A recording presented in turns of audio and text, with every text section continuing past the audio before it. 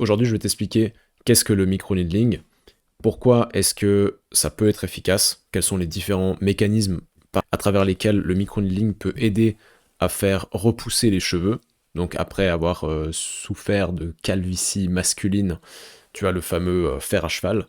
Et finalement, je vais t'expliquer quel est le protocole le plus optimal pour pouvoir tirer un maximum de profit de l'utilisation de du micro-needling. Donc déjà, qu'est-ce que le micro-needling? Alors, c'est une procédure qui consiste à en fait faire des micro-perforations sur la peau, avec bien sûr des aiguilles qui sont bien désinfectées, etc., avec une profondeur qui est contrôlée, et surtout avec une durée qui n'excède pas non plus, tu vas pas commencer à faire ça pendant 1 heure. Donc il y a un protocole à mettre en place, je t'expliquerai ça tout à l'heure. Et principalement, il existe deux types d'appareils en fait pour faire du microneedling. Le premier, ça va être un derma roller. Et ceux qui ne sauraient pas, c'est une espèce de roue comme ça, avec une poignée, et tu roules ça en fait sur ton cuir chevelu, et sur la roue en fait il y a des pointes, il y a des pics. En général il y en a à peu près 100, 180, 190, un truc comme ça. 180, 190 pour les Français qui me regardent. Et le problème avec le derma roller, c'est que quand tu le roules, en fait, une aiguille, elle va venir, donc ça c'est ta peau, l'aiguille elle va venir se planter comme ça, elle va ressortir là, et en fait ça va faire un trou, je vais t'afficher une photo à l'écran, ça va faire un trou qui va plus ressembler à une fosse triangulaire. Tandis que quand tu utilises le deuxième appareil, le deuxième type d'appareil, qui s'appelle les Dermapen, donc en gros c'est des appareils motorisés, qui ressemblent en fait à un stylo, mais au bout, ben, tu mets une cartouche d'aiguille, en général il y en a 9, et le but, en fait, l'intérêt d'utiliser un dermapen plutôt qu'un derma roller, c'est que le dermapen, en fait, il va vraiment venir faire des va-et-vient avec les aiguilles, et donc les pics, en fait, les perforations, elles seront beaucoup plus droites. Donc, qu'est-ce que ça apporte, en fait, d'avoir des pics, enfin, d'avoir des perforations droites plutôt que d'avoir des coupures, en fait, dans la peau? Ben, déjà, de un, t'as moins de risque d'infection, parce que si les perforations sont plus petites, bah, il y a moins de risques que des agents pathogènes puissent pénétrer la peau, et surtout, il y a moins de risques que tu aies des blessures qui soient trop intenses et qui causent de la fibrose. Parce que le problème avec cette procédure, c'est que si tu fais pas attention à quel point est-ce que tu blesses ta peau, ça peut être contre-productif. C'est-à-dire que dans un certain degré, si tu causes de l'inflammation sur ton cuir chevelu, avec cette procédure, bah, ça va activer des trucs cool. Ça va activer des réflexes plutôt productifs pour la repousse des cheveux dont je vais te parler tout à l'heure. Mais si tu blesses trop intensément ta peau, bah en fait ça risque de causer l'effet inverse, de l'inflammation chronique, de la fibrose. Et la fibrose, qu'est-ce que c'est? Bah en fait c'est un arrangement complètement désorienté, complètement désorganisé des fibres de collagène de la peau. Et ça, en fait, ça va juste accélérer ta chute de cheveux. Donc c'est pour ça qu'il faut être très attentif à ce que tu utilises. Et moi, personnellement, j'utilise un Derminator 2.0. Il paraît que c'est vraiment le saint graal des procédures de microneedling. Et je confirme, ayant utilisé des rollers, et après étant passé par la suite au Derminator 2.0, bah, je peux te montrer à quoi ça ressemble. En gros, c'est une espèce de... Bon là, je vais le sortir de son emballage. Donc voilà comment ça se présente. Ici, tu as un boîtier qui te permet de régler la profondeur et la vitesse de perforation. Et surtout, bah après, donc ça, c'est la prise pour le brancher. Et ça, c'est vraiment le truc le plus important dans tout cet appareil. Ça, c'est là où tu vas venir fixer ta cartouche d'aiguille, comme ça. Et en fait, ça va te permettre de perforer ta peau de manière productive. Voilà où on en est, les gars. Donc, alors maintenant, je vais t'expliquer comment fonctionne le microneedling, et par la suite, je t'expliquerai le protocole. Donc, comment est-ce que le microneedling augmente la pousse des cheveux? Comment est-ce qu'il stimule la repousse des cheveux? Eh ben, principalement deux manières. La première manière, ça va être augmenter la porosité de la peau. Donc, si tu fais des trous dans ta peau, forcément que bah, les choses que tu auras sur la peau, les liquides, les substances qui se trouveront sur ta peau, vont pénétrer plus facilement dans ton cuir chevelu. Et ça peut être une bonne chose si tu utilises du minoxidil. Donc le microneedling va permettre d'augmenter l'absorption du minoxidil, et donc tu vas sûrement utiliser une plus grande partie de la molécule, Et donc, bah, bien sûr, tu auras plus de résultats parce que tu auras plus de minoxidil qui va atteindre tes bulbes capillaires. Deuxièmement, tu as ce qu'on appelle la sulfotransférase sur ton cuir chevelu. Qu'est-ce que c'est la sulfotransférase? C'est une enzyme qui permet de convertir le minoxidil dans sa forme active, qui est le minoxidil sulfate. Parce que ça, peut-être que peu de gens te l'ont dit sur les vidéos de minoxidil, etc. Mais le minoxidil, c'est pas vraiment un médicament, c'est un pré-médicament, c'est un pro-médicament. C'est-à-dire que quand tu mets le minoxidil sur ton cuir chevelu, si tu n'as pas de sulfotransférase, bah en fait, il va rester minoxidil et il va pas se transformer en minoxidil sulfate, et donc ton cuir chevelu ne pourra pas l'utiliser, parce que c'est le minoxidil sulfate qui est la forme active.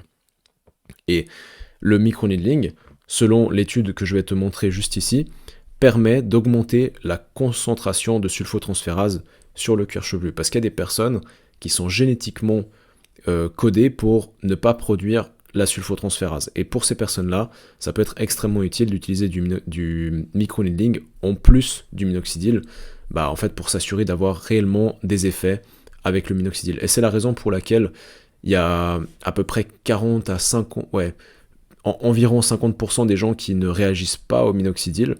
Et bah, le microneedling, ça peut être une manière très efficace d'augmenter ce pourcentage. Donc ici, tu peux voir, donc ça c'est une étude qui a été faite sur justement ce sujet-là en particulier, donc qui s'intitule le microneedling augmente la réponse au minoxidil en augmentant l'enzyme sulfotransférase. Et tu vois ici, donc le protocole qu'ils ont utilisé, c'était une fois par semaine à 1,5 mm de profondeur, mais ils ont utilisé un roller, et je vais t'expliquer pourquoi ça fait une différence tout de suite, juste après avoir détaillé cette étude. Donc ici, tu peux voir le tableau de l'augmentation de sulfotransférase dans le cuir chevelu avant et après le traitement au microneedling.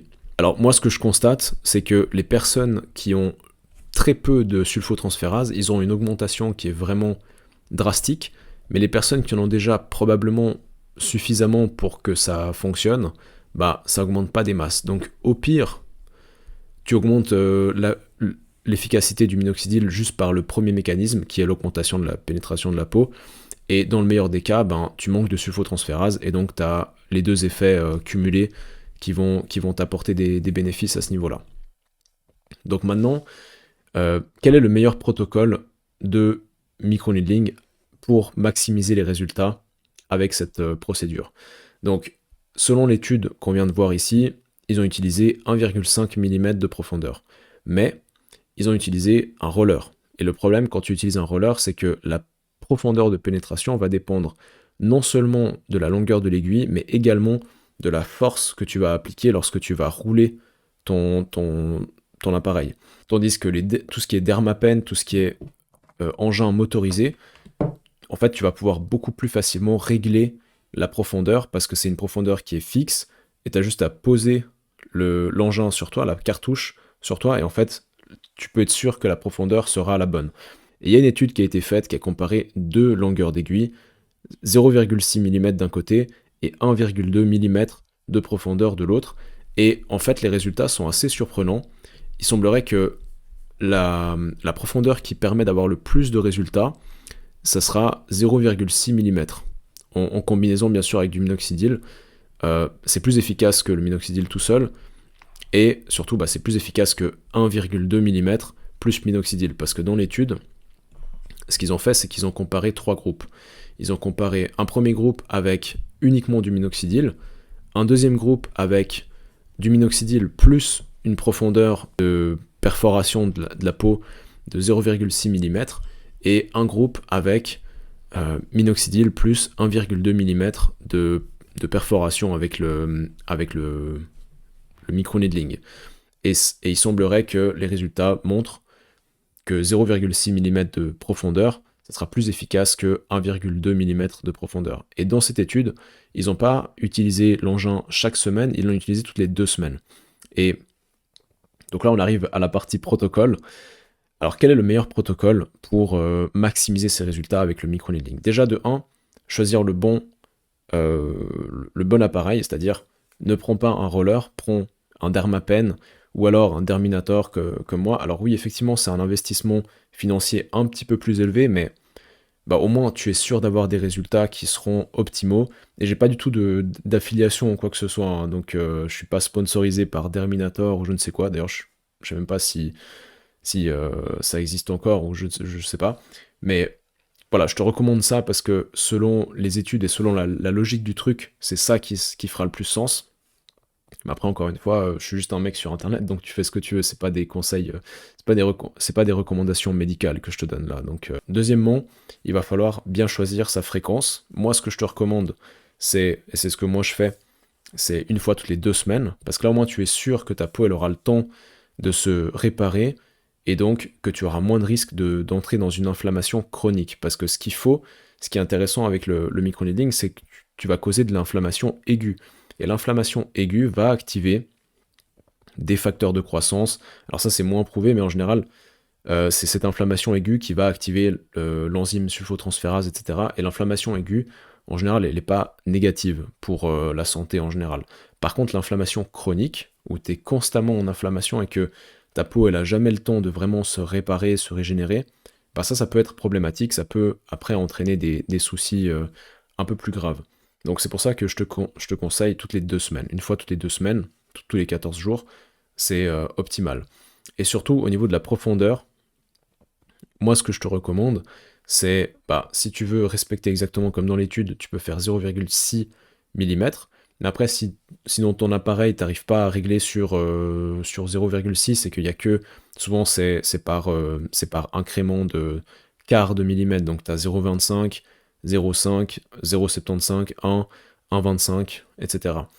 Moi, personnellement, ce que j'utilise, c'est 0,75 mm, mais je pense que je vais même réduire à 0,5 parce que, en général, ce que tu veux voir à la fin de ta procédure, c'est une légère rougeur, mais tu veux pas que ça saigne. Et moi, la dernière fois que j'ai fait ça avec 0,75 mm, bah, j'avoue qu'il y avait pas mal de sang qui a coulé, donc je pense que je vais réduire à 0,5. Donc voilà, mon protocole, c'est une fois toutes les 2 semaines à 0,5 mm. Je verrai comment ça se passe. Et surtout, un autre élément que peu de gens vont préciser, mais qui pour moi est important, c'est le microneedling, à mon avis, il ne faut pas le faire toute l'année. C'est-à-dire que tu vas faire des cycles. Tu vas peut-être l'utiliser pendant 3 mois, et ensuite, tu feras peut-être un rappel tous les 2 mois ou quelque chose comme ça, et après tu recommences. Donc ça veut dire, par exemple, moi j'ai commencé fin septembre. Ça veut dire que septembre, octobre, novembre, décembre, jusqu'à fin décembre, je vais faire toutes les 2 semaines. Et ensuite, à partir de fin décembre, pendant 9 mois, je vais peut-être faire un petit rappel tous les 2 mois juste pour garder cet effet, etc. Mais on va dire que le microneedling, ça a un effet semi-permanent. Et il y avait une étude qui avait été faite là-dessus qui démontrait que quand les personnes utilisaient du minoxidil avec du microneedling, lorsqu'elles arrêtaient le minoxidil, bah, le résultat restait beaucoup plus longtemps, était quasiment permanent, en fait, les résultats qu'ils avaient eus durant leur phase de traitement. Donc la preuve que, à mon avis, en tout cas mon interprétation de la science, encore une fois, c'est que je pense que le microneedling a des effets semi-permanents, c'est-à-dire que une fois que la peau a eu toutes ces adaptations qui se sont faites, ça prend du temps pour que ça recommence à devenir comme avant. Enfin, ça, en tout cas, ça prend plus de temps que bah, si tu arrêtes les traitements genre minoxidil ou finastéride. Donc voilà. C'était pour la partie protocole. Je crois que j'ai tout dit dans cette vidéo. Si tu as des questions, n'hésite pas à t'exprimer dans la barre des commentaires. Partage avec une personne qui pourrait bénéficier de mon contenu. Et puis bien sûr, si c'est pas encore fait, abonne-toi. Je sais que ça fait beaucoup de choses que je te demande de faire. Et autrement, je te dis à très bientôt.